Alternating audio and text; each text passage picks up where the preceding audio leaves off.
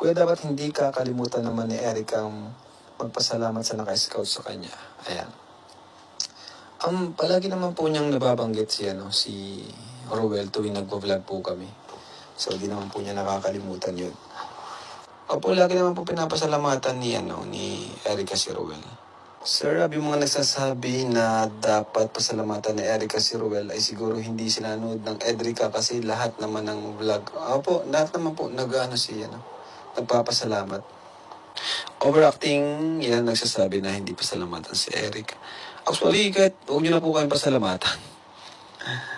Huwag na po kayo magpasalamat, di po sila required magpasalamat. Kung nasa kanila na po yun. Pero kung ako lang, di ko naman na po sila nire-required magpasalamat. Diba? Tumulong na lang kung tutulong. Kung mapasalamat man, masaya kami kung gano'n. Pero kung ano sila, kung di namin na-required, kung ano na mismo kung ano sila, yung pakita nila.